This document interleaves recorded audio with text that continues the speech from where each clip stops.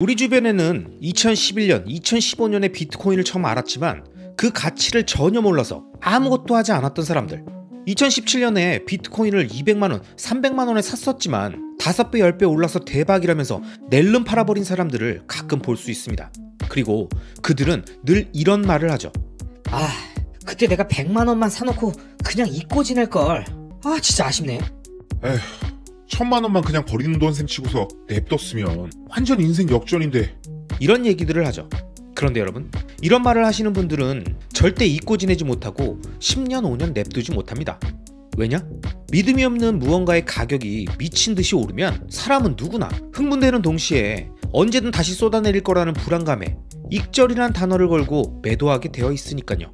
그리고 한동안 해피엔딩으로 사고 싶은 것도 사고 맛있는 것도 먹고 여행도 가고 그렇게 승리에 도취되어 지내죠. 그리고 가격을 봐도 자신이 판 가격보다 계속 떨어지는 모습이 나오니까 역시 그때가 타이밍이었네.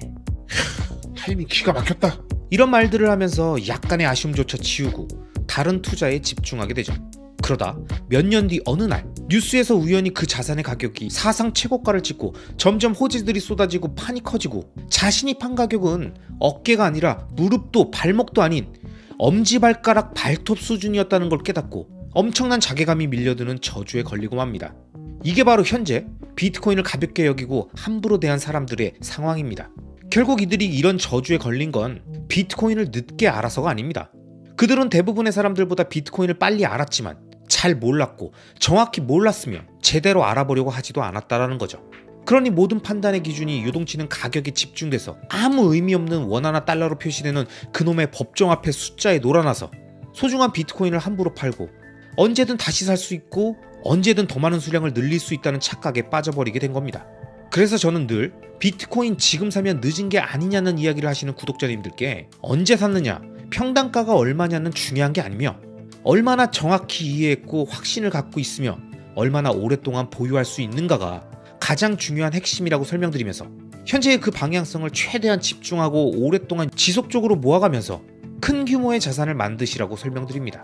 자, 그럼 비트코인이라는 장기적 우상향 구조를 갖고 있는 글로벌 화폐혁명의 대상을 우리가 정확히 이해하기 위해선 무엇을 해야 할까요? 저는 그 과정의 핵심은 정확한 메시지를 전달하는 좋은 서적과 채널들을 발견하고 그 안에 담긴 메시지들을 통해서 비트코인에 대한 지식을 차곡차곡 쌓아가는 거라고 생각합니다. 비트코인 사이클에 따라서 얼마가 되면 일단 팔라면서 매매를 부추기지 않고 알투불장 온다면서 비트코인 매도를 유도하지 않으며 비트코인을 지속적으로 모아갈 수 있는 정확한 정보와 확신을 주는 그런 책과 영상들을 지속적으로 보는 게 가장 중요한 핵심이라고 생각하는 거죠. 그럼 여러분은 비트코인에 대해서 아무것도 모르는 사람, 어설프게 알고는 있지만 엉뚱한 이야기에 혹하거나 가끔씩 멘탈이 흔들리고 매매의 유혹에 빠지면서 익절을 논하고 사이클을 논하면서 타이밍 매매를 시도하려고 하는 사람들에게 어떤 책을 권하십니까? 저는 가장 먼저는 사이페디 나머스가 쓴 달러는 왜 비트코인을 싫어하는가, 더 피아트 스탠다드 이 두 권을 추천합니다. 이 책은 일단 대부분의 비트코이너, 비트맥시들의 절대 불면 원픽이고요. 그리고 저는 비트코인의 모든 것을 좀 더 쉽고 압축적으로 화폐와 비트코인의 기원부터 비트코인이 왜 좋은 화폐가 될 수밖에 없는지에 대한 명확한 이유들을 순차적으로 설명해주고 이런 화폐혁명의 과정에 많은 사람들이 갖고 있는 비트코인에 대한 오해와 현실적인 리스크들을 비트코인은 어떻게 극복하고 있는지를 정확하게 설명해주는 책 비트코인 낙관론을 여러분께 소개해드립니다. 이 책은 BJ 보야파티라는 구글 초창기 스타트업 시절 멤버가 2011년 비트코인을 발견하고 비트코인의 세계에 빠져들어서 집요하게 연구하고 정리했던 글들을 2017년 일반인들을 위해서 비트코인 낙관론이라는 제목으로 엮어냈습니다. 그리고 우리나라에서는 비트코인을 쉽고 재미있게 설명해주시는 제가 좋아하는 유튜버이자 비트맥시 1분 비트코인님이 역자로 고생해주셨고요. 마지막으로 이 책의 놀라운 점은 현재 비트코인 씬에서 가장 핫하고 논란의 중심에 있고 비트코인을 이용한 엄청난 기업 전략을 펼치고 있는 남자 마이크로 스트래티지의 마이클 세일러가 추천사를 쓴 책이라는 점입니다.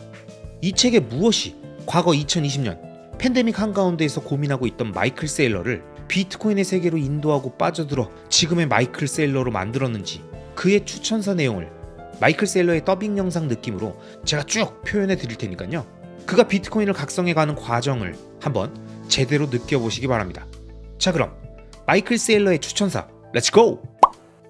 2020년 전 세계를 혼란에 빠뜨린 팬데믹은 10년이 걸릴 디지털 전환을 단 몇 달 만에 이루어냈습니다. 순수 디지털 상품의 인기가 폭발적으로 증가하는 반면 기존의 많은 오프라인 서비스들은 중단되었고 100만 개의 기업과 수십억 인구의 일상이 심각한 혼란을 겪었죠. 2020년 2분기 저희는 포스트 코로나 시대의 새로운 제약사항에 적응하고자 분주하게 움직였습니다.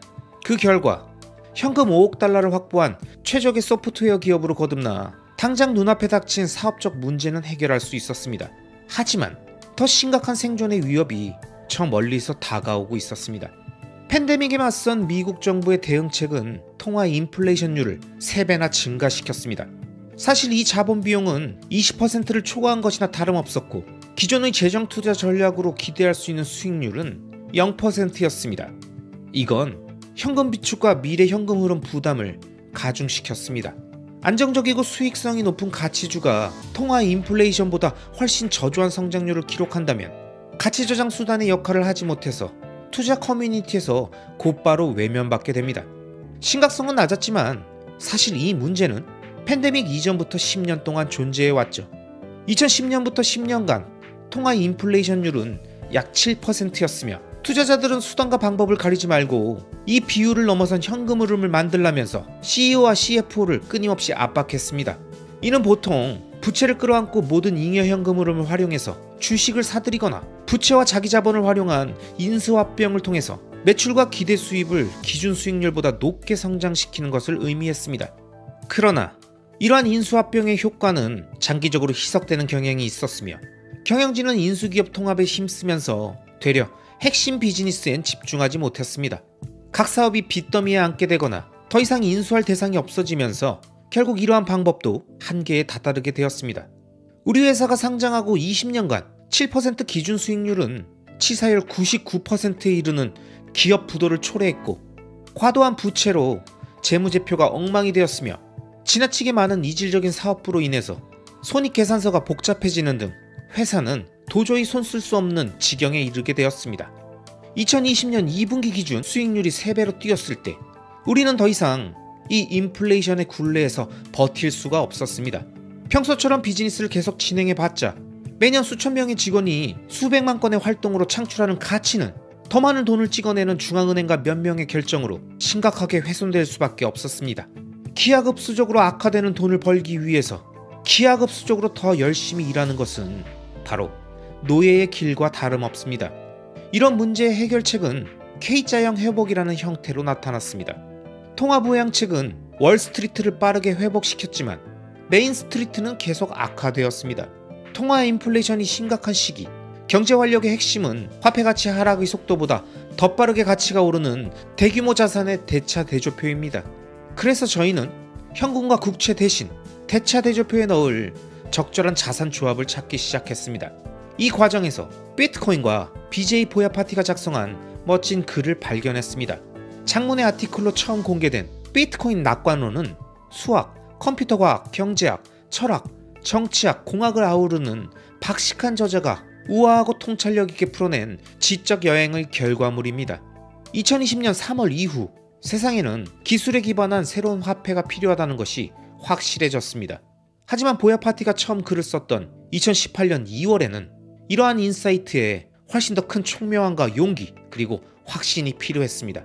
보야파티는 명확하고 간결한 방식으로 화폐의 이론, 비트코인의 구조, 비트코인이 금과 법정화폐보다 우월한 이유, 그리고 비트코인이 인류 문명에 이바지할 수 있는 가능성을 제시합니다.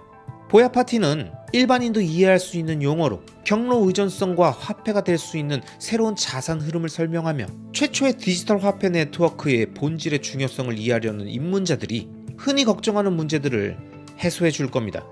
저는 비트코인 낙관론을 접하자마자 바로 빠져들었으며 비트코인을 알리고 앞으로 나아가야 할 방향을 고민하면서 회사의 모든 임원과 이사들에게 이 책을 권했습니다.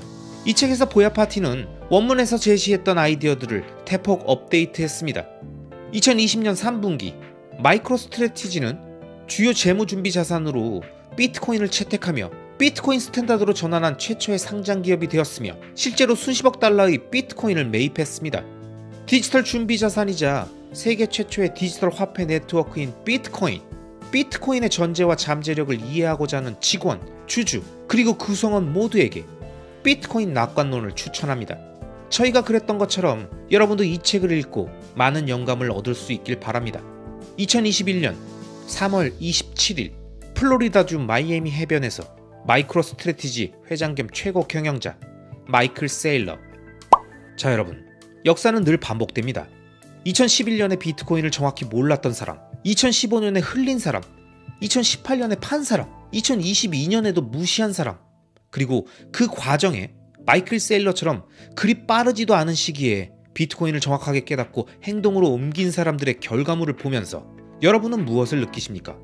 2020년 3분기부터 비트코인을 모아가며 상승장이든 대하락장이든 계속 매집하며 그 방향성을 지킨 마이크로스트래티지의 주가가 그 기간 폭발적으로 상승한 엔비디아보다 높다는 사실은 우리가 비트코인을 어떻게 대하고 무엇에 집중해야 하며 어떤 행동을 해야 하는지를 정확하게 보여주는 표본이라고 생각합니다.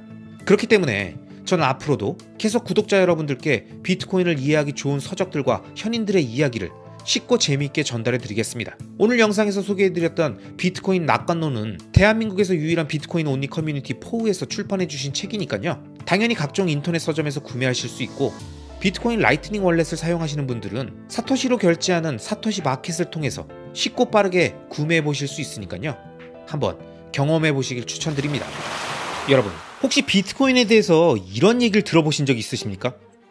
비트코인은 너무 느린 거 아니야? 더 빠르게 계속 업데이트 해야지. 안 그러면 다른 코인들한테 뒤처지지. 지금도 비트코인을 처음 알게 된 분들이나 새로 나온 어떤 알트코인이 더 좋다는 사람들이 무조건 하게 되는 이 질문은 2017년에 있었던 비트코인 역사상 가장 큰 내분, 진짜 전쟁이라고 부를 수 있을 만큼 치열했던 블록 사이즈 전쟁, 이 이야기 속에서 정확한 답을 찾을 수 있습니다. 그래서 오늘은 그 치열했던 이야기를 여러분들께 들려드리면서 왜 비트코인만이 유일한 존재인지, 왜 이것만이 가치 있고 나머지 모든 알트코인이 장기적 우하향인지 이 점을 정확히 설명드리도록 하겠습니다. 우선 오늘 제가 설명드릴 이 주제는 이미 예전에 한번 소개해드렸던 책 비트코인 블록 사이즈 전쟁의 내용을 다뤘던 우측 상단에 띄어져 있는 영상을 통해서 한번 설명했었지만, 오늘 영상에선 이 역사 속 내용을 최대한 어렵지 않게 쉽게 드라마처럼 몰입해서 보시면서 따라오실 수 있게 재미있게 설명해 보겠습니다. 그럼 지금 바로 그 역사의 순간으로 함께 가시죠. 렛츠고! 여러분, 2009년 사토시 나카모토가 비트코인을 처음 만들었을 때 비트코인의 거래 정보가 기록되고 저장되어서 체인으로 연결되는 데이터 블록 하나의 크기는 1MB로 제한되어 있었습니다. 그래서 그 당시 비트코이너 중에서는 지금이야 거래량도 적고 문제가 없어 보이지만, 시간이 흐르고 사용자들이 몰리면서 블록이 꽉 차기 시작하면 거래가 지연되고 수수료는 치솟고, 그러면서 점점 사용자들이 비트코인을 떠나게 되진 않을까, 이런 걱정을 하기 시작했죠. 아니 그냥 블록 크기만 키우면 다 해결되는 거 아니야? 그리고 이런 생각들이 조금씩 퍼지고 있었습니다. 이와 관련해서 2015년 이때 등장한 사람이 바로 마이크 헌이라는 개발자였는데요. 이 사람은 굉장히 논리적이고 효율성을 중시하는 스타일이었습니다. 비트코인을 전 세계 결제 시스템으로 만들려면 1MB로는 안 됩니다. 8MB로 올려야죠. 그는 이렇게 말하면서 비트코인 XT라는 새로운 클라이언트를 만들었습니다. 그리고 이걸 같이 주도했던 게빈 안드레센도 비트코인 초기부터 사토시랑 같이 일을 했던 인물이었죠. 그 당시 레전드 개발자였던 두 사람이 주도해서 기존 비트코인을 업데이트하자고 나선 겁니다. 아마 그 당시 그들은 당연히 자신들의 생각대로 진행될 거라고 생각했겠죠. 그런데 이 추진에 문제가 생깁니다. 바로 다른 코어 개발자들, 그러니까 원래 비트코인 소스 코드를 관리했던 개발자들이 이걸 강하게 반대한 거죠. 그렇게 블록을 키우면 블록을 검증하는 노드를 돌릴 수 있는 사람도 줄어들어요. 그러면 결국 네트워크는 자금력 있는 몇몇 대기업의 손에 들어가게 될 겁니다. 그게 정말 우리가 지키려고 했던 비트코인이 맞습니까? 이런 주장을 하게 된 거죠.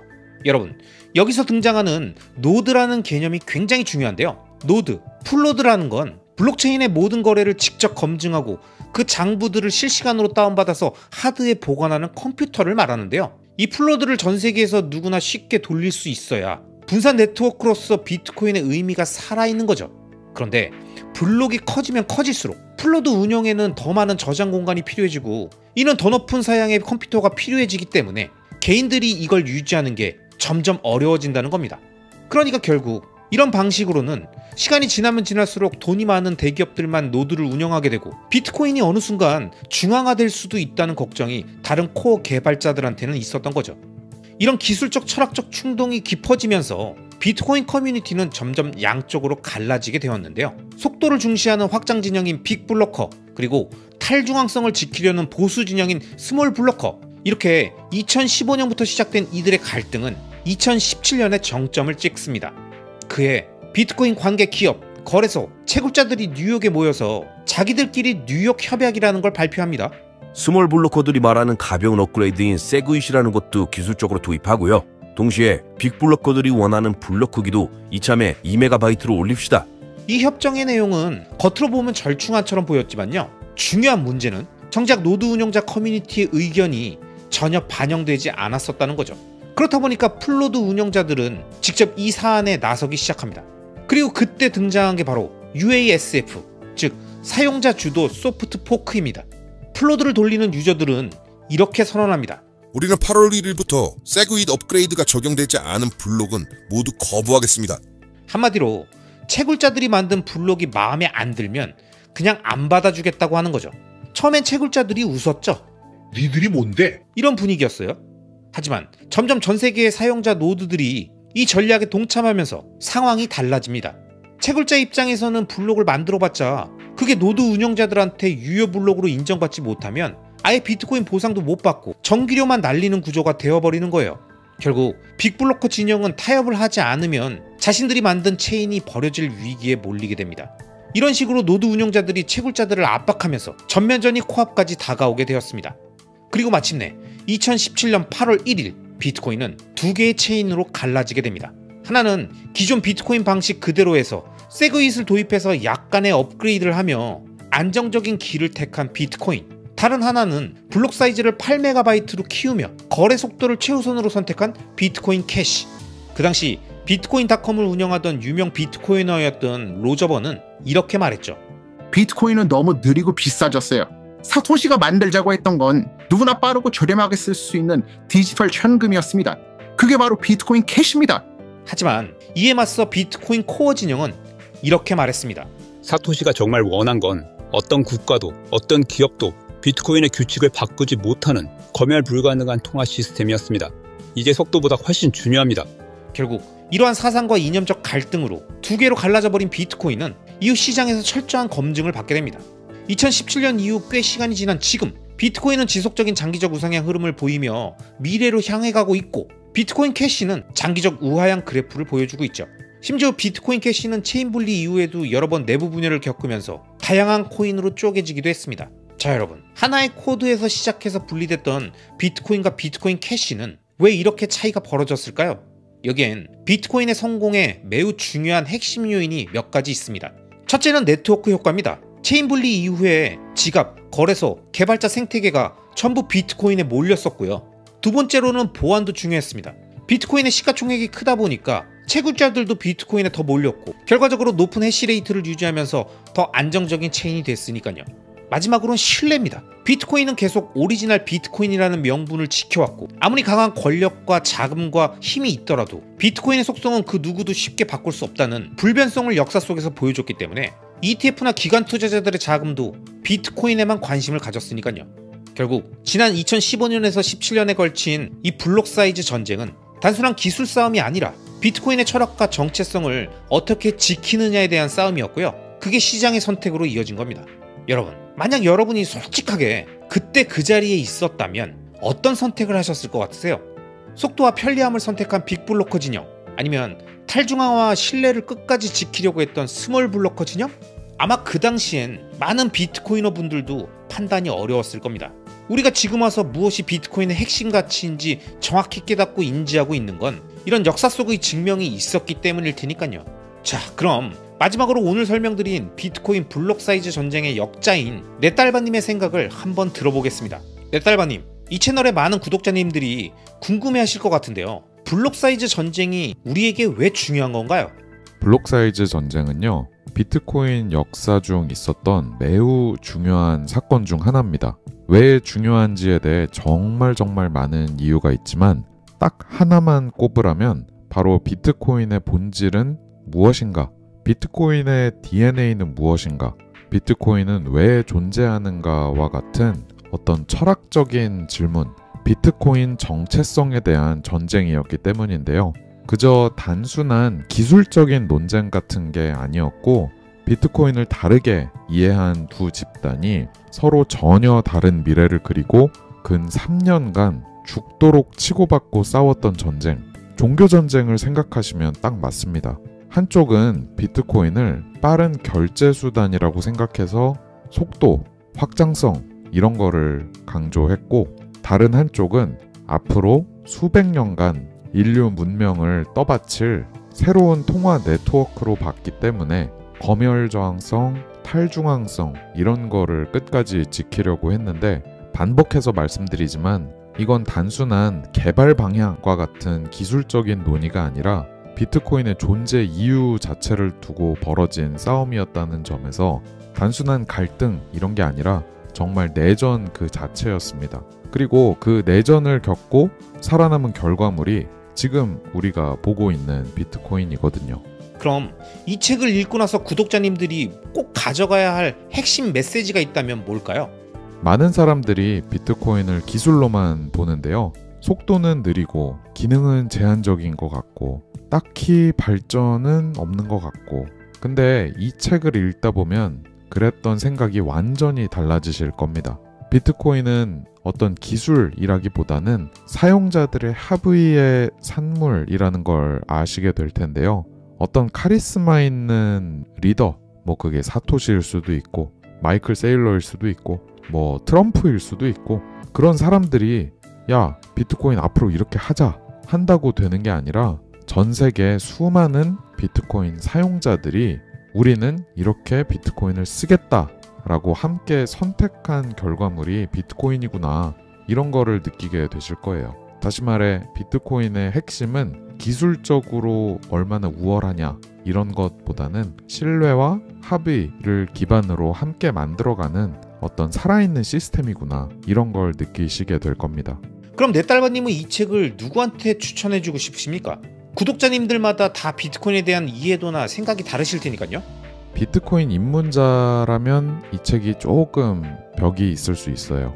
왜냐하면 이 책은 비트코인에 대해 어느 정도는 그래도 개념이 잡혀있는 사람들에게 그 다음 스텝을 열어주는 책이거든요. 그래서 저는 보통 비트코인 스탠다드 혹은 이게 어렵다면 최소한 비트코인 낙관론이나 비트코인 백서 해설의 앞부분만이라도 먼저 읽으신 다음에 이 책 블록 사이즈 전쟁을 접하시는 걸 추천드려요. 그러면 왜 비트코인 블록 사이즈 전쟁이 중요한 건지, 왜 지금의 비트코인이 그렇게 작동하고 있는지를 퍼즐 맞추시듯 이해하실 수 있을 겁니다. 비트코인의 본질을 한층 더 깊게 보고 싶으신 분들 정말 강력하게 추천드립니다. 자, 그럼 마지막 질문입니다. 어쩌면 가장 중요한 질문일 수도 있는데요. 왜 지금 이 시점에 이 책이 다시 중요하다고 생각하십니까? 이런 얘기들이 있잖아요. 비트코인은 너무 느리다. 확장성 떨어진다. 뭐 다른 블록체인 프로젝트들처럼 혁신이 없다. 아니면 국가가 막을 수도 있다. 미국이 가만두지 않을 거다. 누군가 다 독점했다. 양자 컴퓨터에 뚫린다. 사실 이런 얘기들 지난 10수년간 다 나온 얘기고 시쳇말로 썩은 떡밥이고 특히 2015년부터 17년 사이 블록 사이즈 전쟁 중에 이미 다 나왔던 얘기거든요. 이때 이미 커뮤니티가 둘로 쪼개져서 정말 처절하게 싸웠고 그 모든 논리들을 치열하게 검증하면서 내린 결론이 지금 비트코인의 모습이거든요. 그것도 모르고 이 똑같은 얘기를 계속 반복하는 거는 정말 뒷북 치는 거라고 밖에 할 수 없죠. 참고로 비트코인 세계에서는 이런 걸 유레카 놀이라고 부르는데 뭐 그런 거죠. 새로 비트코인에 입문한 뉴비가 자기 입장에서 뭔가 새로운 걸 발견한 거 마냥 유레카 외치면서 너네 이거 생각 못 해봤지? 나는 이거 발견했다? 이렇게 뒷북치는 거를 약간의 조롱과 함께 익살스럽게 표현하는 건데 혹시 비트코인에 대해 정말 잘 모르는 어떤 뉴스, 뭐 미디어 이런 데에서 떠드는 이야기를 들으시고 정말 비트코인 저런 문제가 있나 보다 라는 생각이 드신 분이라면 이게 얼마나 뒷북인지 이 책 읽어보시면 바로 답이 나올 겁니다. 네, 넷달바님 말씀 감사합니다. 여러분, 오늘은 비트코인 역사 속에서 가장 치열하고 중요했던 순간인 블록 사이즈 전쟁의 내용을 자세히 설명드렸습니다. 비트코인의 가치를 진정으로 이해하고 더 깊게 들어가고 싶으신 분들이라면 꼭 한번 읽어보시기를 추천드리고요. 내 딸바님 채널에 가시면 관련 라이브 영상들도 있으니까요. 함께 참고해보시길 바랍니다. 아시겠죠? 여러분, 우리는 매 순간 돈을 벌기 위해 살아갑니다. 회사를 가고 가게를 출근하고 매일매일 열심히 일하죠. 근데 한 번쯤 이런 질문 던져보신 적 있으십니까? 제가 번 이 돈은 진짜 제대로 보관되고 있는 거예요? 분명히 열심히 아끼고 모았는데 왜 집값은 그것보다 더 오르고 외식값은 점점 비싸지는 거죠? 이렇게 시간이 지나면 지날수록 뭔가 허무한 기분이 들잖아요. 왜일까요? 그 이유는 단순합니다. 우리가 쓰는 돈, 즉 법정화폐는 그 설계 자체가 시간이 지나면 지날수록 점점 그 가치가 떨어지도록 되어 있기 때문입니다. 근데 문제는 이게 누구 한 사람의 실수가 아니라는 거죠. 처음부터 그렇게 만들어진 황당한 시스템이라는 겁니다. 제가 오늘 소개해드릴 비트코인 서적인 나는 오늘도 비트코인을 산다는 이 지점을 정확히 집어내고 있습니다. 우리가 지금 사용하는 화폐가 중앙은행과 정부, 은행이라는 삼각 시스템에 의해서 움직이고 있으며 정부는 국채를 찍어서 빚을 지고 중앙은행은 그걸 사서 돈을 찍어내고 은행은 그 돈을 이용해서 대출을 확대하니까 이 흐름이 반복되면 될수록 시장에 돈이 넘치고 그 결과로 자산의 가격은 계속 올라간다는 거죠. 즉 돈의 가치가 희석되는 구조라고 이 책에선 정확히 말해주고 있습니다. 그러니까 이런 세상에서 현금은 무언가를 사는 수단이 아니라 그냥 조용히 녹아내리는 얼음 조각 같은 존재가 된 겁니다. 그리고 이 녹는 걸 피하려는 사람들은 자연스럽게 자산을 찾게 되죠. 부동산, 주식, 미술품, 그리고 이제는 비트코인이 대안이 되고 있는 거고요. 아마 비트코인을 잘 모르시는 분들은 비트코인은 도대체 뭐가 다르냐? 이렇게 물으실 겁니다. 이 책 나는 오늘도 비트코인을 산다에서는 비트코인에 대한 가장 기초적인 물음들에 대한 답변을 왜 오늘 비트코인을 사야 하는지, 언제, 얼마나 사는 게 효과적인지, 어떤 마인드로 사고 그럼 비트코인이 바꾼 미래의 모습은 어떨지를 차분한 어조로 아주 읽기 쉽게 설명해주고 있습니다. 만약 주변에 아직도 비트코인을 어렵게 생각하시는 분들이 계신다면요, 누구나 비트코인 입문 시절에 한 번쯤 해봤을 법한 뉴스에 계속 등장했었던 궁금한 이야기들, 이게 맞는 건가? 하고 의구심을 가졌던 내용들을 각 챕터별로 나눠서 잘 설명해주고 있기 때문에 추천할 만한 책이라고 생각합니다.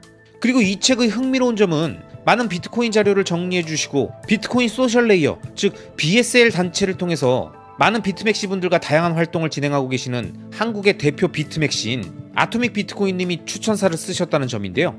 추천사의 내용 중에 이 책의 3장 비트코인은 어떤 마인드로 사야 할까? 여기에 나오는 내용들을 간략히 언급하셨는데요. 저도 이 책에서 이 부분이 가장 재밌었던 내용이라서 아토믹님의 추천사 내용을 한번 읽어드리도록 하겠습니다.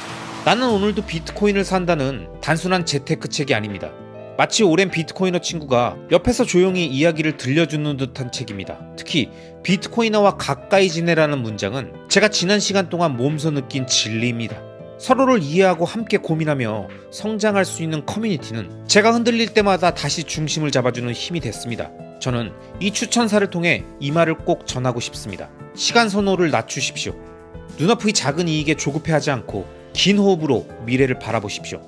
이것이야말로 제가 비트코인을 통해 배운 가장 큰 교훈입니다.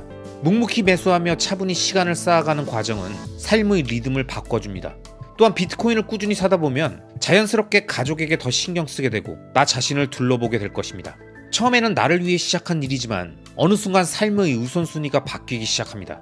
그래서 저는 비트코인이 나를 바꾸고 가족을 바꾸고 삶의 방향을 바꾼다고 생각합니다. 비트코인을 매수하고 가족과 함께 행복하게 지내면 됩니다. 그런 단순하지만 강력한 삶의 리듬이 저를 지금까지 이끌었습니다. 아마 많은 비트코이너 비트맥시 분들은 아토믹 비트코인님의 이 내용에 공감하실 겁니다. 특히 보유한 지 4년 이상 되시는 분들은 비트코인이 만들어준 큰 규모의 자산이 삶의 여유를 주고 그 여유가 하루하루 살기 급급했고 가족들과 자신을 뒤돌아볼 틈도 없이 살며 맨날 정신없어 보이고 얼굴은 피곤에 쩔어있고 그 스트레스를 야식과 술로 해결하다가 몸무게만 잔뜩 올라버리면서 각종 성인병이 생기기 시작했던 과거의 모습에서 벗어나서 완전히 다른 생활습관과 사고방식을 갖게 해주었다는 걸 많이들 공감하시죠? 저 역시 비트코인을 오랫동안 보유하며 자산 규모가 커지는 걸 경험하면서 무조건 오래 살아야겠다는 생각에 매일매일 열심히 운동을 하고 삶의 여유가 생기면서 와이프와 자녀에게 더 애정을 쏟게 되고 그동안 바쁘다고 챙기지 못했던 양가 부모님들께도 더 진심을 다해 효도하게 되었습니다. 회사에서도 툭하면 짜증나던 일상에서 마음속에 여유가 생기니까 웬만한 일들은 그 사람 입장에서 그 부서 입장에서 이해하게 되면서 평온한 마인드와 표정이 생겼습니다. 저는 결국 이 모든 변화들이 비트코인을 통해 낮은 시간 선호를 배우고 그 가르침을 오랫동안 실천하면서 삶이 경제적으로 여유 있어지니까 더더욱 시간 선호가 낮아지는 궁극의 선순환 구조로 들어갔기 때문이라고 생각합니다. 이건 정말 생각보다 놀라운 경험입니다. 안 해본 사람은 진짜 몰라요. 많은 대중문화 평론가들이 유튜브와 유튜버에 대해서 이런 얘기를 합니다. 그 사람이 올리는 컨텐츠가 그 사람과 똑같은 사람들을 불러 모은다. 그 채널의 질을 보려면 어떤 구독자들이 있는지 댓글창을 봐라. 이런 이야기들을 들은 적이 있는데요. 그런 관점에서 저는 이 채널에 모여서 많은 댓글을 주시는 수많은 구독자님들을 정말 리스펙합니다. 이렇게 뛰어난 분들이 여기에 모여서 소중한 내용들을 남겨주시고 소통해주시는 게 늘 감사하고, 제가 채널을 그래도 나름 잘 이끌면서 비슷한 분들을 모은 게 아닐까 하는 뿌듯함도 느끼고 있는데요. 저의 이 생각과 비슷한 내용이 이 책 나는 오늘도 비트코인을 산다의 3장에 잘 나와 있습니다. 이 챕터에서는 맹자 어머니가 아들을 위해서 3번 이세했던 이야기처럼 사람이 어떻게 바뀌는지는 결국 주변 환경이 결정한다면서 투자도 마찬가지라고 언급합니다. 그러면서 여러분들 주위엔 지금 어떤 투자자들이 있는지 묻습니다. 만약 온통 알트코이너들 뿐이라면 거긴 매일매일 새로운 정보가 넘쳐날 거고, 이건 AI 코인인데 이번엔 10배 간다더라, 유명인 코인이 떴으니까 이번 주 안엔 타야 한다더라, 이런 그럴싸한 이야기들을 하면서 게다가 수익 인증까지 했다면서 도파민 자극하는 얘기만 맨날 하고 있는 거죠. 근데 결국 13,000개가 넘는 쉿코인들 중에서 제대로 된 게 하나라도 있을까요? 역사는 지금도 말해주고 있죠. 모든 알트는 비트코인 대비 0으로 수렴하고 있다는 걸요. 주변에 알트코인원들만 가득하면 맨날 트럼프 코인, 멜라니아 코인, 백서도 필요 없고 기술도 필요 없고 10분이면 만드는 스캔 같은 코인들에 그냥 유명인 이름 하나만 갖다 붙인 것들에 불나방처럼 달라붙어서 그들과 함께 자신의 도파민만 하루 종일 자극하고 있는 겁니다. 하지만 비트코이너들은 다르죠. 그들은 비트코인의 본질을 봅니다. 이게 단순한 가격 상승의 수단이 아니라 시스템이라는 걸 정확히 깨닫고 있고, 인플레이션 시대의 통화의 문제를 정면으로 겨냥한 화폐 혁명, 그리고 희소성과 검증 가능성을 갖춘 디지털 시대의 금이라는 것을 알기 때문에 비트코인 외에는 쳐다보지 않습니다. 자, 그럼 우리가 리스크를 시간에 녹여 수익으로 치환하는 장기 투자를 진행하려고 한다면, 큰 규모의 자산을 만들려고 한다면 누구 곁에 있어야 할까요? 내 주변이 온통 알트코이너 뿐이라면 본인도 어느 순간 그들과 똑같이 흔들리게 됩니다. 단기 수익에 눈이 멀고 원칙도 잃게 되고 결국 도박판의 한가운데에 앉아있는 자신을 보게 되겠죠.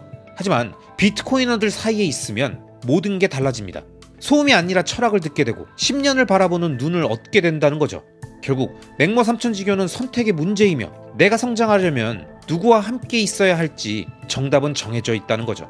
그래서 이 책은 비트코이너와 함께하라, 그게 나를 성장시키고 내 자산을 지키는 길이다, 이렇게 얘기하고 있습니다. 그리고 또 의미 있는 챕터 중에 하나는 가족들에 대한 내용입니다. 대부분 우리들은 흔히 돈 이야기를 가족들끼리도 잘 하지 않죠. 그건 나중에 얘기하자. 그건 아빠 엄마가 알아서 할게. 이렇게 넘기면서 어쩌면 가장 중요한 대화를 놓치고 사는 집이 굉장히 많습니다.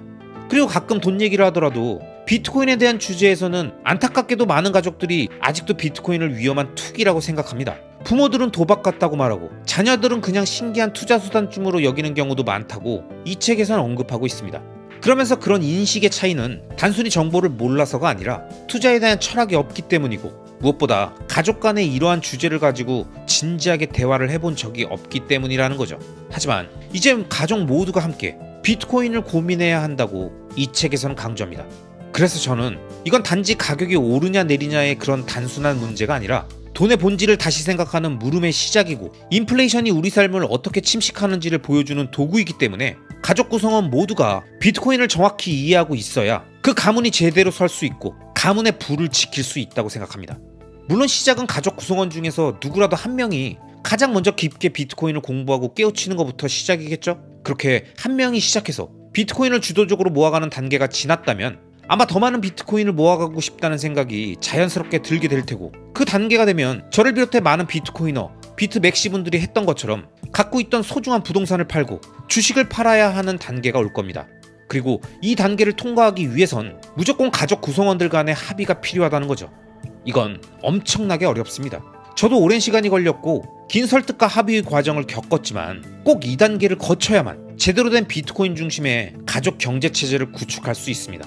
그리고 그렇게 해야 가족 구성원들끼리 비트코인의 소중함을 이해하고 공감하면서 흔들림 없는 투자 철학을 갖고 비트코인을 모아가고 저축할 수 있다는 거죠. 이 책에서는 이러한 과정을 슬기롭게 돌파하기 위해 필요한 가족 간의 가치관 공유 핵심들을 포함해서 피와 살이 되는 중요한 내용들을 이해하기 쉽게 풀어주고 있습니다.